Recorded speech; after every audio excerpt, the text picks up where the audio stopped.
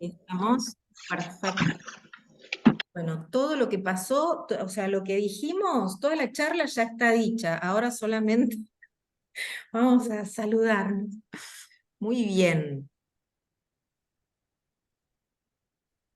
Decía que para Freud los textos literarios y el arte en general fueron vías maestras de acceso al inconsciente, y en este sentido, la literatura, con sus recursos, me refiero a las figuras literarias y al extrañamiento, ¿no?, según un concepto formalista, posibilita una ganancia simbólica para el psicoanálisis. Desde el inicio, Freud recurre a sus lecturas de juventud para desarrollar todo su marco conceptual, que va articulando a medida que crecen su investigación y su práctica. Esto se va dando en simultáneo. Freud teoriza a medida que practica el psicoanálisis. Más allá de las reformulaciones constantes, además, el psicoanálisis como teoría en formación, digamos, en ese momento se ve constantemente interpelado por las lecturas de Freud, ¿no?, que era realmente un lector ávido.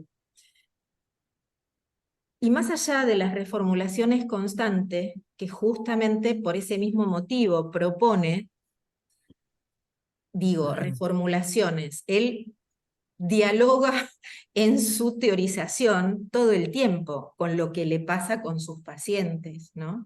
Y muchas veces hasta reconoce cuestiones que no estuvieron tan buenas y que se hubiera hecho otra cosa, ¿no?, como en el caso Dora, por ejemplo, y es increíble porque eso habla de un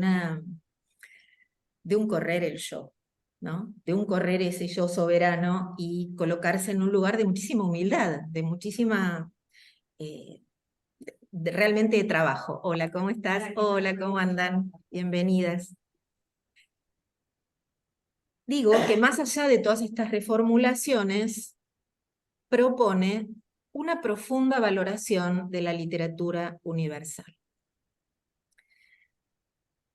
La lectura, análisis e interpretación sobre Edipo Rey de Sófocles, más allá del mito, da forma al complejo de Edipo como concepto central del cuerpo teórico freudiano.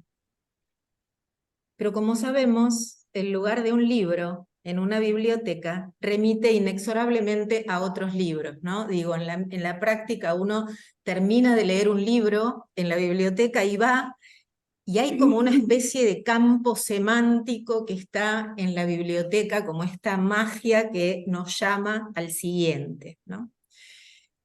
Y en este sentido, Freud va a encontrar en Hamlet de Shakespeare reformulaciones capitales. Cito una carta que le envía a su amigo y colega médico Wilhelm Fleiss en 1904. Una idea me ha cruzado por la mente, la de que el conflicto edípico, puesto en escena en Edipo Rey de Sófocles, podría estar también en el corazón de Hamlet. No creo, y esto me parece central para los que escribimos y para los que leemos.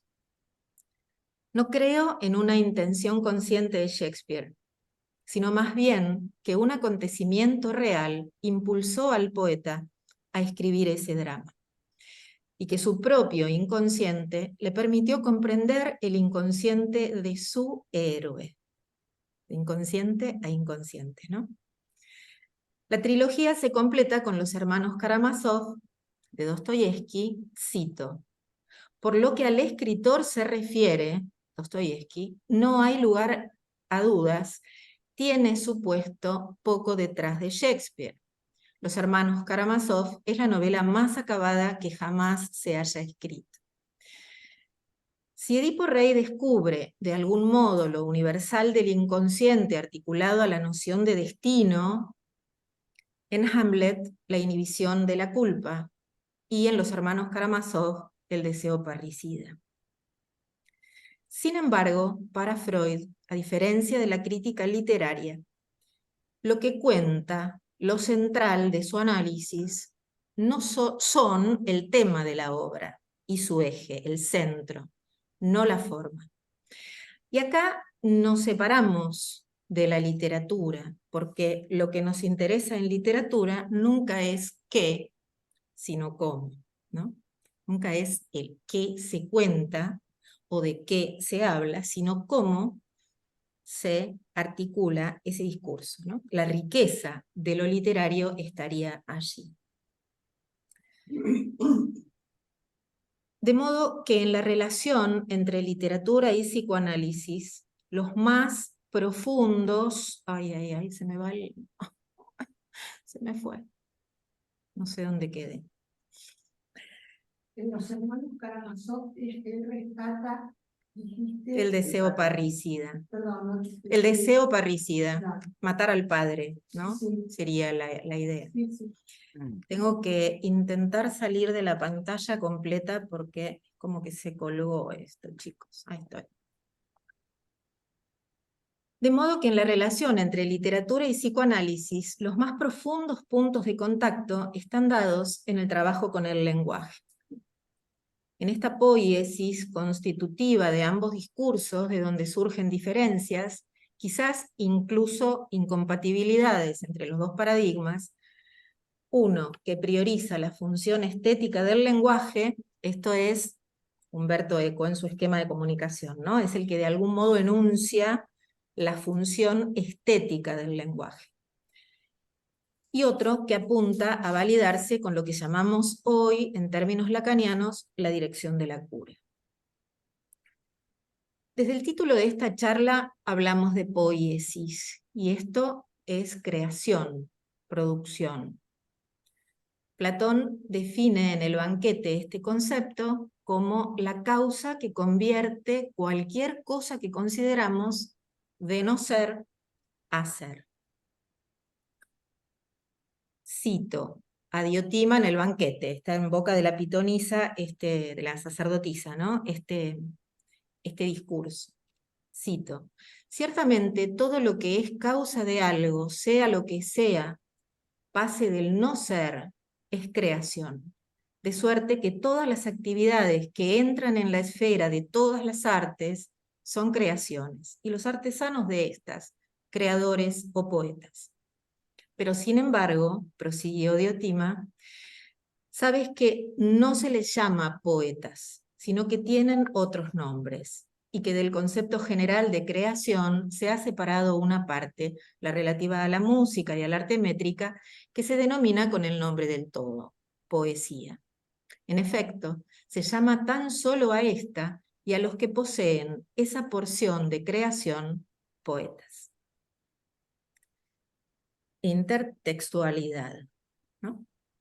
Hay algo en el orden del desasosiego que produce toda reflexión sobre el lenguaje, porque el habla constituye un verdadero centro donde se articulan cuestiones sobre la lengua materna y la historia del sujeto. Digo, Borges no escribió en inglés, pudiendo haberlo hecho, ¿no? Es el escritor argentino, más allá de toda la mitología con su genealogía inglesa.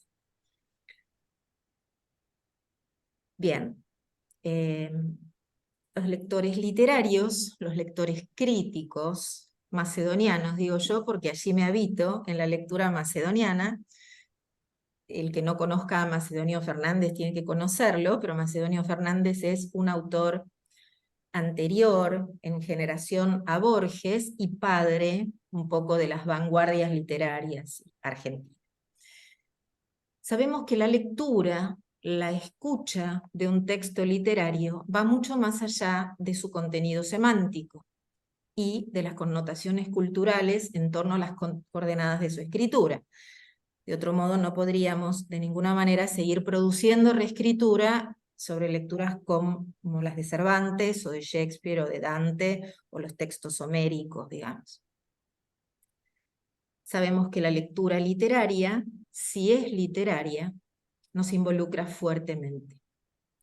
Voy a citar a un... me vuelve a aparecer la pantalla. Hola, chicos. Me vuelve a aparecer la pantalla. Voy a citar a un fragmento de Didier Ancieux, que es un psicoanalista francés, fallecido en 1999, en cuyo libro El cuerpo de la obra, que es un libro que recomiendo muchísimo para las personas, para los escritores psicoanalistas o psicoanalistas escritores, dice lo siguiente, cito: una obra no trabaja al lector en el sentido de trabajo psíquico, si solo le proporciona un placer momentáneo. Si habla de ella como una experiencia afortunada, agradable, pero sin mañana. El lector que comienza a ser trabajado por la obra establece con ella una especie de relación, incluso durante las interrupciones de su lectura. Su fantasía despierta, es estimulada, inserta fragmentos entre los pasajes del libro y su lectura es un trasplante de su propia actividad sobre los productos de la actividad del autor. Mientras la lectura se limite a novelar la vida del lector, el trabajo psíquico no deja de ser superficial. ¡Qué bárbaro! Didier Ancieux. ¿Qué está diciendo? Me interesa mucho rescatar algunas cuestiones de acá. Fragmento, inserción, ¿cómo voy al hueso de la lectura? No hay nada de representacional, digamos, aunque haya representaciones. ¿Se entiende lo que digo? ¿Van bien en el Zoom? Bien. Y mantener la escucha psicoanalítica de las resonancias y libres asociaciones que surgen y se interrelacionan es también dejar que se vacíen de sentido para dar lugar a la nueva posibilidad, a esa ganancia simbólica que se opera en la clínica. Ahí es la respuesta a lo que vos preguntabas.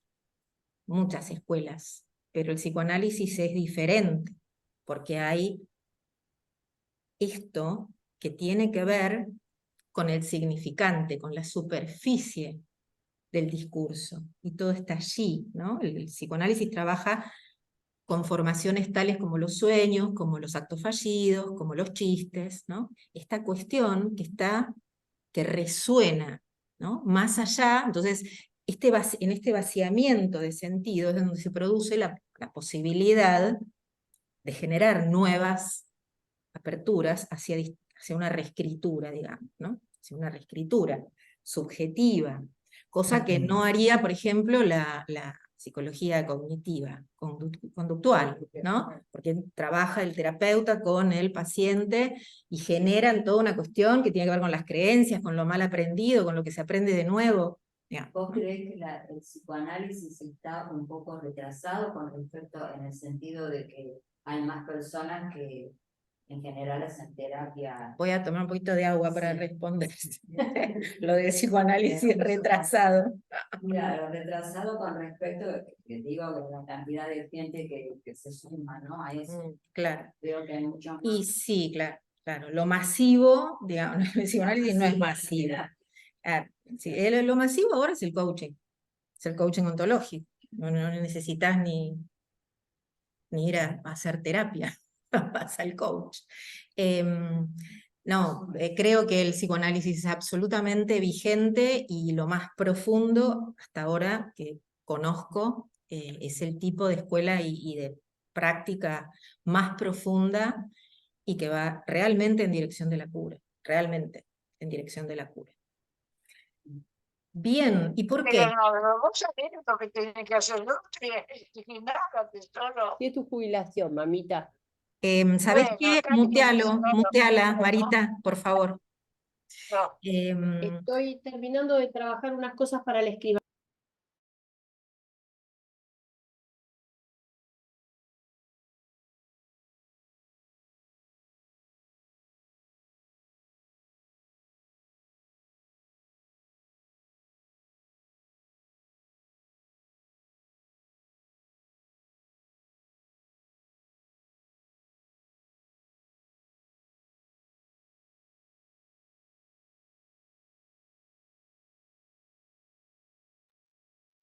Ahí estoy.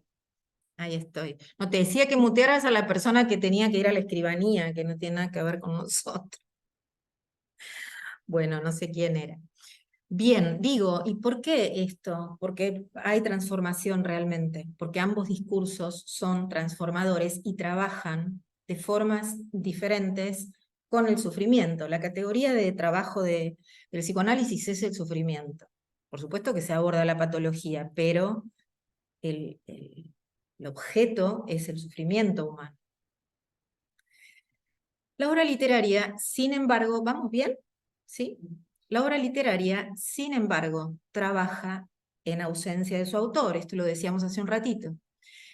El texto se vuelve independiente del autor. Para Borges, heredero de la Velarte macedoniana, la teoría de la Velarte de Macedonio Fernández es muy interesante y para los que no la conozcan, recomiendo los textos porque, que están diseminados en la obra macedoniana, ¿no? Pero me parece súper interesante porque Macedonio habla de este no yo macedoniano, ¿no? Un poco correr ese yo voluntarioso para que pueda aparecer en la escritura aquello que no proviene del yo. El yo nos sirve para sentarnos a escribir, digamos. Esa voluntad para decir, bueno, ahora de tal hora a tal hora escribo. Pero eso no tiene nada que ver con el texto, ¿no? Lo que aparece allí, eso habla, es otra cosa. Decía que para Borges hay dos maneras de abordaje textual, de abordaje de lectura. Propone una lectura como traducción, o lo que es muy interesante, más que como traducción, como versión, ¿no? Y esto se correspondería ideológicamente con dos maneras de entender la literatura, una clásica y otra romántica. ¿Dónde está el yo? En la romántica, por supuesto. Y él dice, lo único que podemos ser hoy, porque estamos atravesados por ese paradigma y por el paradigma de esa individualidad, que no es la singularidad con la que trabaja el psicoanálisis, lo que se busca es a ese yo autoral. Y lo que pide Borges, y hay un texto precioso que recomiendo que se llama Borges y yo, y es muy cortito, y está por todos lados en internet, donde él un poco se desprende de este personaje Borges y es muy claro en su exposición, digamos, y muy poético además. La ideología clásica dice, valora los textos por sobre sus autores. Ahí estaría una lectura crítica, una lectura literaria. La literatura nace anónima y oral, por lo tanto los originales son borradores que se transforman a medida que pasan de boca en boca. Estoy pensando en las inscripciones, ¿no?, del aparato psíquico. La romántica, en cambio, valora y exalta la individualidad de los autores por sobre los textos, y por lo tanto buscan al sujeto empírico detrás de la escritura. ¿Qué habrá querido decir? ¿No? La típica pregunta. ¿Qué me quiere decir este autor? Y ahí está la voluntad, ¿no? Esa voluntad del discurso, esa voluntad del sentido. Y si fuera por la voluntad y por lo que quiso decir un autor, seríamos todos grandes escritores, seríamos todos Kafka, qué sé yo, ¿no? En este sentido, la narrativa de Borges está atravesada por un rigor clásico que entrama los discursos más hegemónicos con los más transgresores, y de ello dan cuenta sus personajes. Pierre Menard, que es un escritor que pretende en pleno siglo XX escribir El Quijote de Cervantes, o Fergus Kilpatrick, un revolucionario que muere asesinado en un teatro para repetir una escena sostenida en el discurso de la historia universal. La repetición, ¿no?, del asesinado en un teatro, Lincoln, y etcétera, etcétera. El no-yo macedoniano deja lugar al lenguaje o la tradición, la vieja voz de la literatura, misteriosamente escrita, más allá de la voluntad de sus autores. ¿Vamos bien con el Zoom? ¿Todo bien? Los veo así chiquititos. Vi una manito por ahí. Massimo Recalcanti es un psicoanalista italiano, miembro de la Asociación Lacaniana de Italia, director del Instituto de Investigación en Psicoanálisis Aplicado, realiza un recorrido muy interesante, por lo que él da en llamar las tres estéticas de Lacan. Ese es el título de su libro, Las tres estéticas de Lacan, psicoanálisis y arte. Rastreando a lo largo de sus seminarios, de los seminarios de Lacan, tres propuestas estéticas que dan cuenta de los modos de la creación artística. Para la primera estética propuesta, el arte no obtura, sino que bordea el vacío. Esto que decíamos la cosa, ¿no? La cosa es inefable y todo lo que podemos hacer a través del lenguaje es bordear esta cuestión que nunca llegamos a poder nombrar. Entre la obra y la cosa, que es inefable, inalcanzable, imposible, real. Esto es estética del vacío, así la llamará, como una estética de lo real. Todo lo que podemos hacer es transitar. Aquí menciono solamente a título informativo los tres registros del nudo Borromeo: real, imaginario y simbólico, para los que están, bueno, en este tema, si no, para otra charla. Como en la velarte macedoniana, nada hay en el orden de la representación, sino de la postulación a partir de la obra de arte, ¿no? La literatura no representa la vida, no hay modo de representar la vida, postula algún modo para transitar la vida, ¿no? Hay una imagen de Italo Calvino que me viene a la mente que me encanta, que es los libros son a la vida como los barcos al mar. Sirven para transitar, para atravesar. Está bueno. Para quienes hayan leído el Aleph, la figura del Aleph nos induce a transitar ese borde, ¿no? Y sus contradicciones. ¿Por qué digo contradicciones? En torno a la imposibilidad del lenguaje. No alcanza, el lenguaje no alcanza, de ninguna manera. Eso Borges lo sabía muy bien. Y el conflicto que se presenta en el Aleph es justamente ese, en el Aleph y en otros textos, ¿no? Para los quienes no lo hayan leído, se van corriendo, ahora después cuando se van de acá, a leer el Aleph de Jorge Luis Borges. Siempre hay en el acto creativo algo de expulsión, de catarsis, de parto, en el sentido más poético. Para la segunda estética, anamórfica, esto es, distorsionada, Recalcanti rastrea un recorrido en el seminario 11 y aparece aquí, en torno al arte, un encuentro distorsionado, anamórfico, dice él, con lo real. Su criterio es lo que da a llamar en función cuadro, como marco, función que presentifica lo irrepresentable, como un fogonazo, como un satori, dirían los budistas, ¿no? El arte ya no es convocado a ejercer una función de organización o bordeamiento de lo real, sino a hacer posible el encuentro con ese real. Él utiliza la palabra tique, pero es como lo que digo del nudo Borromeo, que no podemos meter con esos conceptos ahora, pero sí lo podemos plantear para la próxima. Eso, ese encuentro, más que una organización del vacío. Hay un término que me gusta, que nos viene de la religión, que nos viene del cristianismo, que es el término epifanía. Y esto tiene algo que ver con eso, ¿no? Es ese como fogonazo donde se capta algo de eso que es inefable y automáticamente se va. Para los lectores lacanianos saben de qué estoy hablando. El acento no estaría ya puesto sobre el objeto que posibilita ese rodeo, sino en ese objeto anamórfico, distorsionado, como un operador de ruptura de lo conocido, ¿no? Venimos como en automático y de repente ¡pah!, se presentifica algo. Digo, en la vida misma nos pasó hace poco, cuando de pronto veníamos tan tranquilos y un día nos dijeron, oye, hay COVID. ¿Qué es el COVID? y había que representarlo, ¿no? Y había que dibujarlo, y había que tenerlo en todos los noticieros con forma y con colores para que lo pudiéramos visualizar.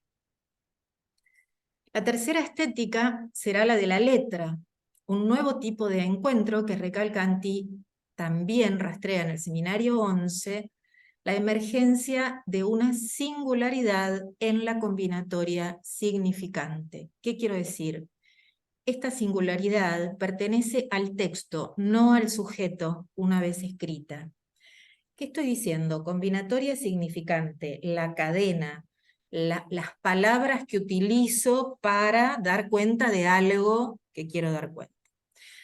Si recuerdan lo que les comenté hace un ratito de la carta donde Freud le cuenta a su amigo cómo descubre de algún modo en Shakespeare ese fondo, esa cuestión, ese eje, ¿no? Ese corazón maldito de la cuestión, de la culpa, de la inhibición.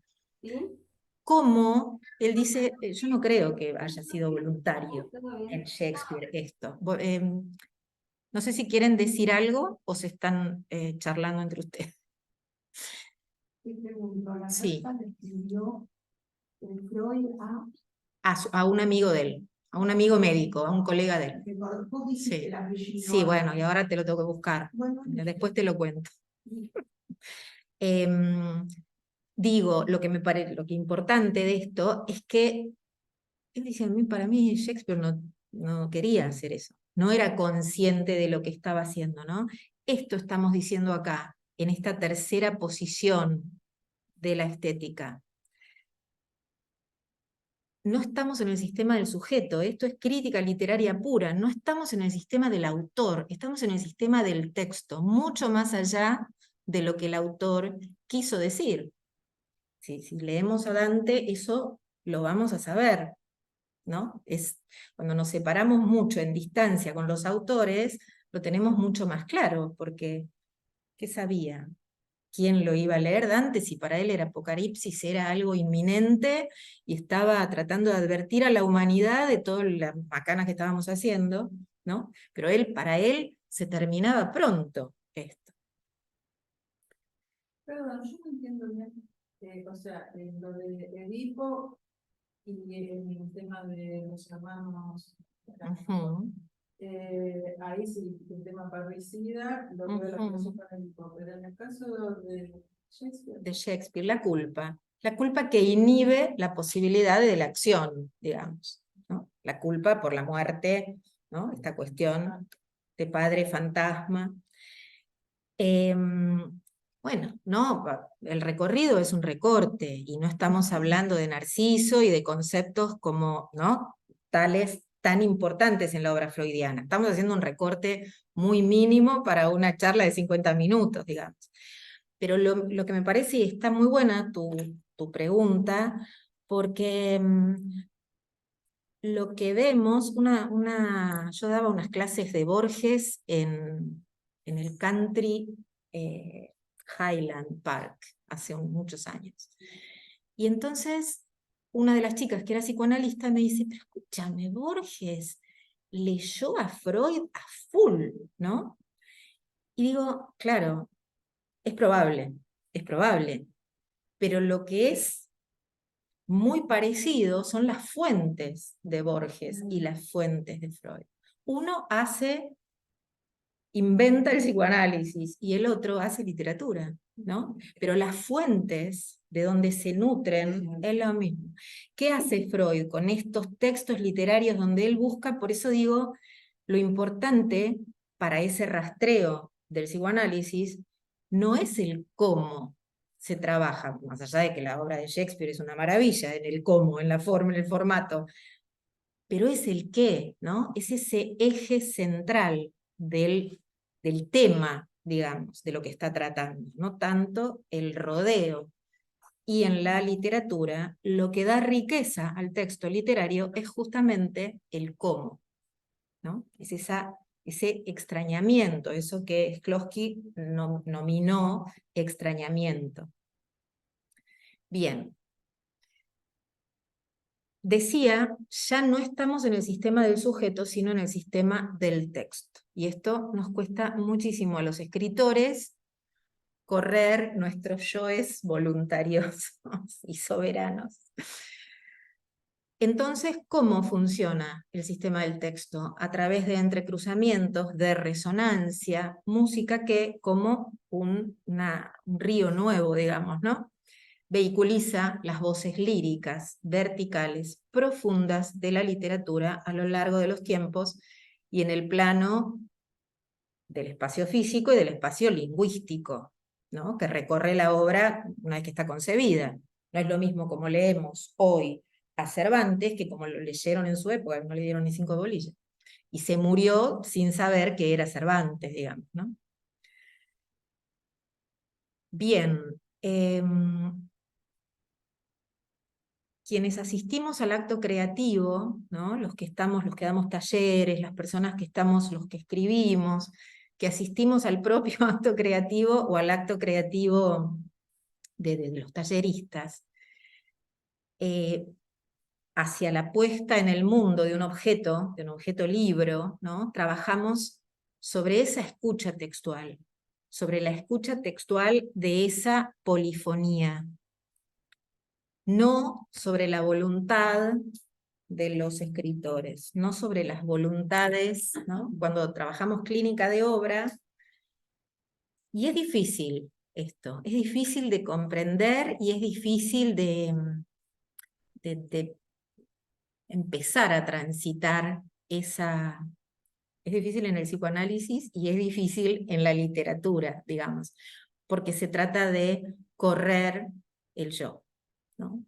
Así que bueno, hasta aquí la charla. Ahora comentarios y experiencias, preguntas, si las hubiera, chocolates, bombones y caramelo. Tenemos unos minutitos. El correr el yo le da más calidad al texto, más intensidad, ¿verdad? Ujú. Posibilidad. Posibilidad. Posibilidad. ¿Es posible un corrimiento total del yo? Y no sé, yo la totalidad es... no creo en las totalidades. No creo en las totalidades. Si es todo, es nada. Y eso es un intento, ¿no? Creo que siempre es un poquito como una danza, ¿no? Como una Y el danza. corrimiento del yo, ¿qué beneficios traería a tu vida, por ejemplo? Si sos poeta, una obra poética. Si sos analista, la posibilidad de analizar, de practicar el psicoanálisis. Si sos analizante, la dirección de la cura. Y si sos un ser humano común y corriente. Y si sos un ser humano común y corriente y tenés ganas de incursionar en estos paradigmas, bienvenidísimo. Porque creo que el corrimiento del yo es importante. Para Es súper importante, y es súper importante en la vida, porque si yo miro al otro en espejo como yo lo haría, estoy al horno, Claro, en la vida misma, ¿no? Bueno, yo estoy hablando de 2 paradigmas, sí, es un recorte, ¿no? Sí. Ahora, si querés, hablamos de cuestiones existenciales, ¿no? Pero es interesante porque se da mucho eso en la comunicación cotidiana, esta cosa de yo no lo haría así. Vos no lo harías, pero el otro es el otro. Claro, pero o sea, hay bloques, lugares comunes, ¿no?, que se escuchan todo el tiempo, en lo familiar, en lo cotidiano, en el grupo de amigos o de amigas, y esto es un problema, realmente, es un problema. Yo creo que hay un exceso de yo en todo, claro. Bueno, y Todos esto los que vos ámbitos. decías de las terapias rápidas, del coaching, de todo lo que tiene que ver con la autoestima, con la autoayuda, con todo lo que es auto, digamos, bueno, poco trae esa consecuencia, ¿no? Si estamos en la política. Bueno, claro. Claro, ahí ves Ahí lo no, que ahí yo, puesto a full. Y sí. Bueno, políticamente hemos seguido yoes y no plataformas durante muchísimos años, ¿no? Esto ojalá se revirtiera y más gente encontrara espacios de reflexión de este tipo, ¿no? Como encuentros que tengan que ver con profundizar un poco la cosa, porque... Pero bueno. Sanar un poco. ¿Qué dice Celia? No la había visto. ¿Cómo andás?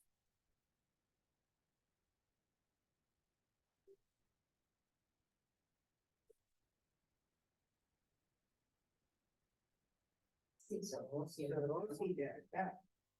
Caín y Abel. Exacto. Ahí no puede entrar nadie. Es así. Yo no me hago psicoanálisis, no sé nada de psicoanálisis. Cuando ustedes hablan del yo, trato de entender qué es ese yo, y cómo afecta esto en la literatura o en la escritura. ¿Qué es ese yo? Vos lo que tenés Cuando adentro. yo te pregunto, hola, ¿cómo estás? ¿Cómo te llamas? ¿Quién sos? ¿Vos qué me contás? Todos.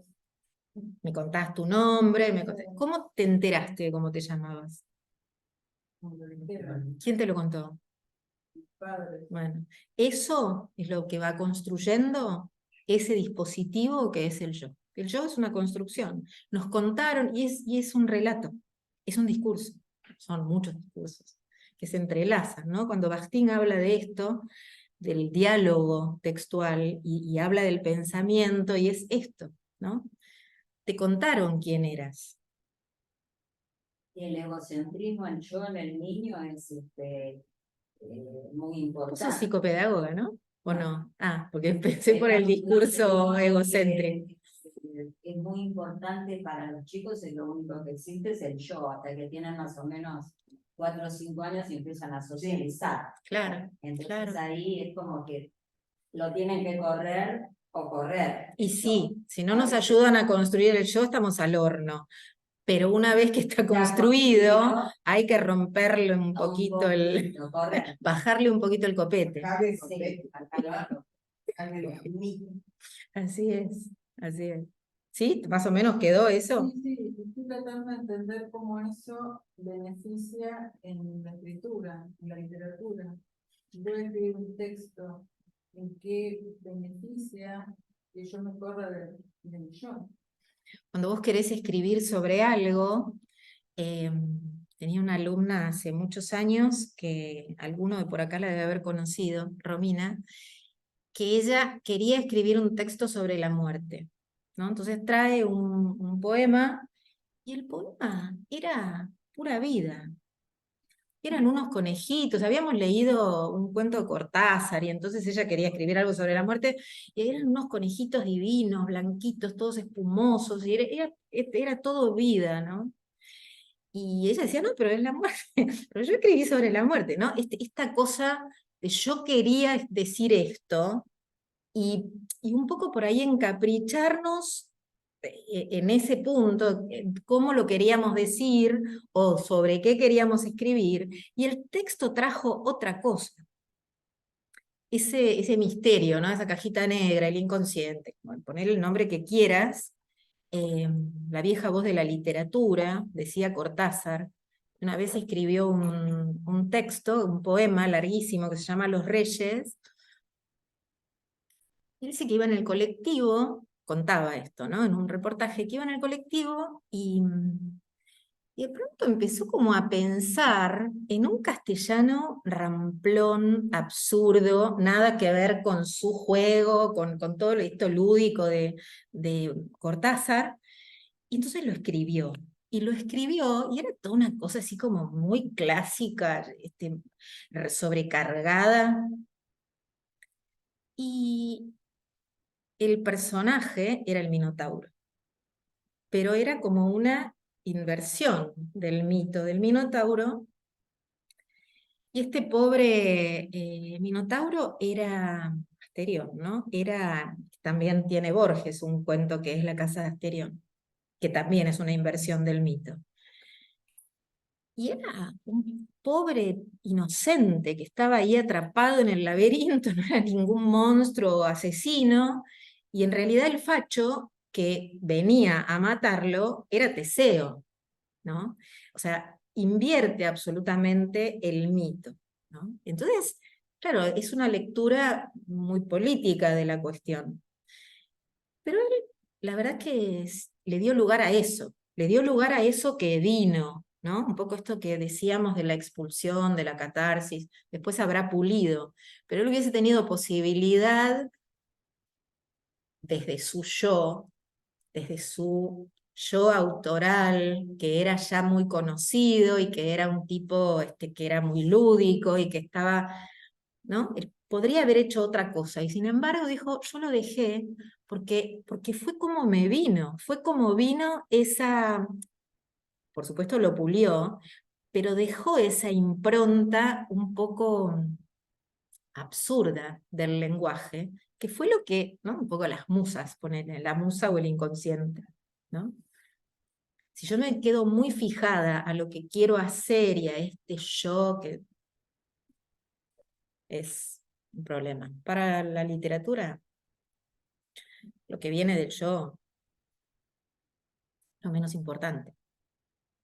Es lo menos importante. A veces O sea, que es como un coincide. milagro y bueno, no hay tantos buenos escritores tampoco. Es muy difícil correr el yo y no volcarlo en la... Yo creo que hay muy buenos escritores que no tienen desde su voluntad ser exitosos, como que por ahí, hoy por hoy se mezcla un poco eso, ¿no? ¿Cuántos libros vende? ¿Es buen escritor o no es buen escritor? Porque creo, ¿no? Todo esto es una opinión personal y por supuesto es nada más que eso, digamos. Sí. Pero creo que se chequea la escritura a distancia, muy a distancia en el tiempo, muy a distancia. Bueno, tenemos ejemplos en el arte en general, tenemos ejemplos de gente que después ha sido reconocida después de muerta, ¿no? Así que me parece que si la obra se banca la relectura, está lindo como lo enuncia Italo Calvino en Por qué leer a los clásicos, lo dice precioso, porque él dice un clásico es un libro, es un texto que nunca termina de decir lo que viene a decir, lo que vino a decir, ¿no? Y lo vinculo intertextualmente con Humberto Eco, que dice, el texto es una máquina perezosa y necesita del lector que la ponga a funcionar. Si el texto me da todo, es el gran hermano, ¿viste? O sea, es como que no tengo nada que hacer ahí como lector, ¿no? Y a veces el yo lleva a explicar y requete contraexplicar, y los narradores se ponen requete contra omniscientes, ¿no? Y uno trabaja un poco con eso para que el escritor tome un poquito de conciencia, se coloque en el rol de lector de su propio texto, ¿no? Y empiece a escuchar su propio texto, porque una vez que el texto está fuera, es un otro.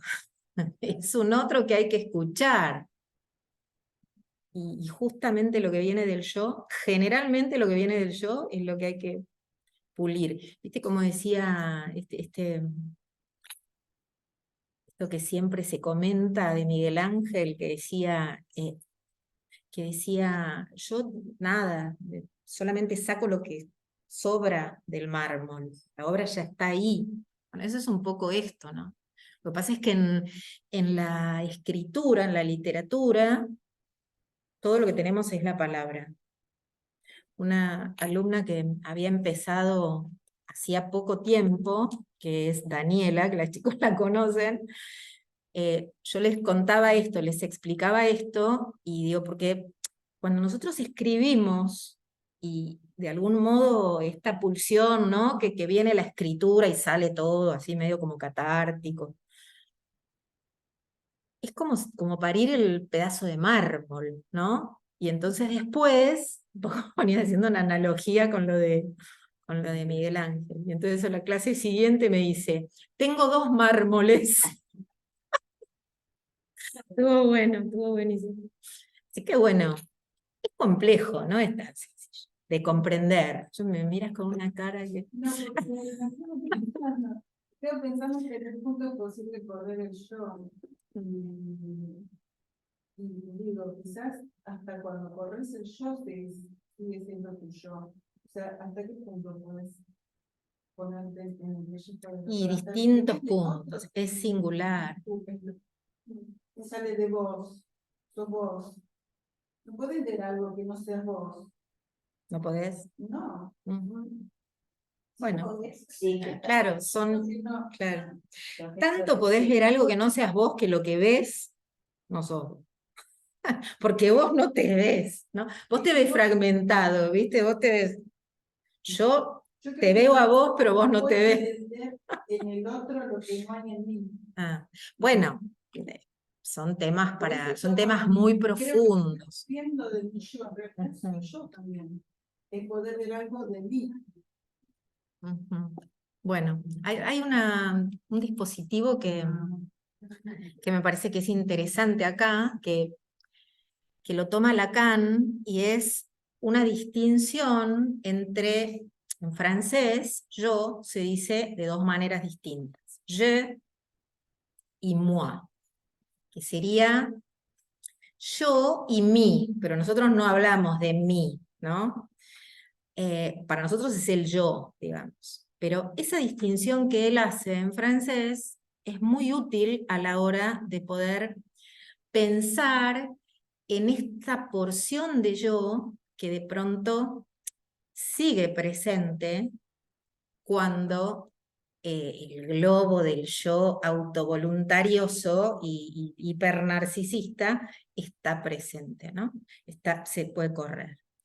Entonces ahí me parece que es interesante porque es como decir, bueno, no tengo más cuerpo, o sea, ¿no?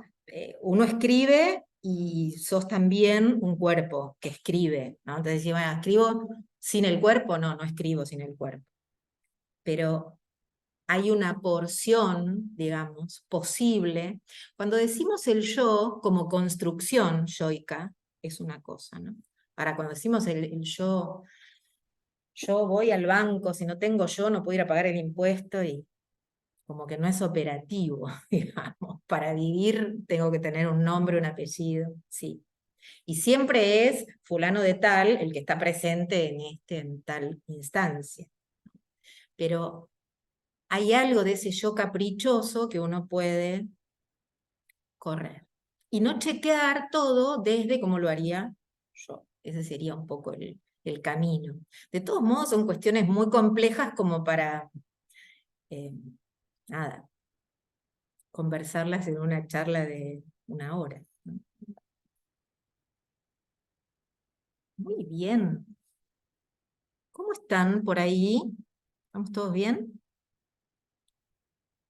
¿Alguien quiere comentar algo más?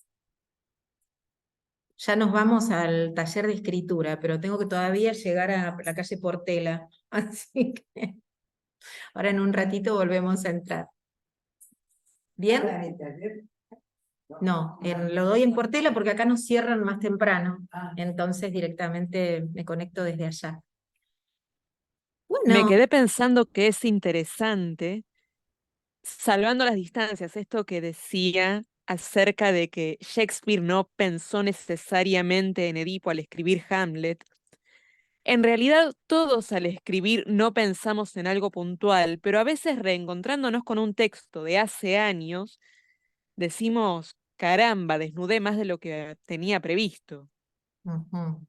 Sí, en realidad era la culpa que inhibe, ¿no? Lo de Hamlet. Pero sí, claro, sin duda, sin duda, sin duda. Es frecuente, esto si escribiste pasa, es frecuente. Termino de escribir un texto y me conecto con el texto. Y lo miro y digo, pero ¿quién escribió esto? ¿No? ¿Qué quise decir? ¿Quién escribió esto? ¿No? Esto es muy común, muy común. Como que me enfrento a un desconocido muchas veces No te reconoces. en mi propio texto. Claro, bueno, ahí está. El inquilino. el inquilino. Muy bien. Pensaba en esta cuestión que vos señalás, ¿quién es el autor, no?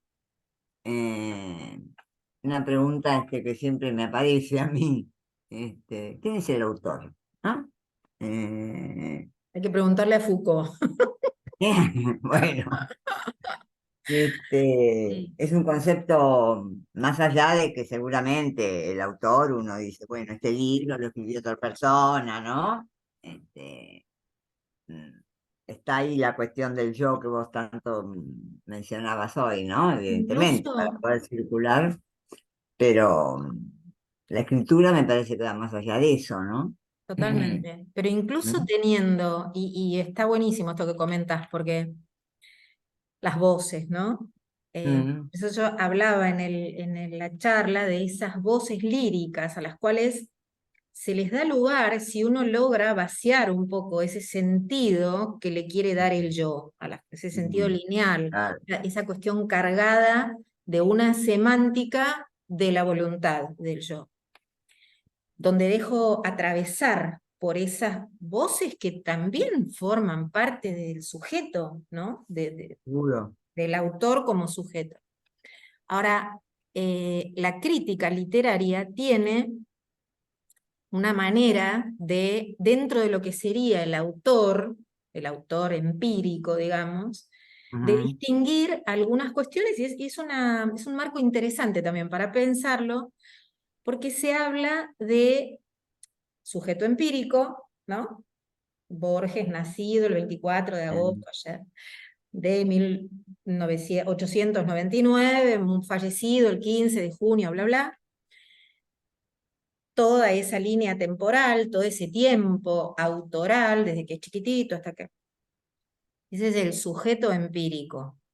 ujú, Y se habla de una categoría que es la de autor textual, ¿no? Que es el aquí y ahora del texto. mm, No es el mismo yo, no ujú, es el mismo. No es el ujú, mismo Borges cuando llega de España trayendo todo esa vanguardia ultraísta con un concepto de la escritura y escribe Fervor de Buenos Aires porque se encuentra con su ciudad y entonces está deslumbrado. Ese pibe de 20 años no es el mismo que escribe La memoria de Shakespeare al final de su vida, ¿no? Entonces, ese concepto de autor textual también sirve para ujú, dar cuenta, de algún modo, o para hacernos una composición de lugar de estos yoes que intervienen en la escritura, ¿no? Cuando se habla de ujú, estilos, y un autor, si vive lo suficiente, explora muchos estilos, ¿no? ujú, Entonces, preferimos por ahí hablar de una poética, ¿no? Más que de estilos, porque los estilos pueden ir explorándose, cambiando, pero hay una poética de singular, y esto tiene que ver con el psicoanálisis también, que es como si fuera el ujú. ADN escriturario, ¿no? De cada uno. Pero para poder ubicar eso, próxima clase, taller literario. Nos vamos, Bueno. chicos. Abrazos, abrazos. Muchísimas gracias. Gracias. Hasta luego, muchas Hasta luego. Gracias. gracias. Chao, Gracias. nos Fue vemos. muy Gracias. lindo. Chao, Gracias. Felipe.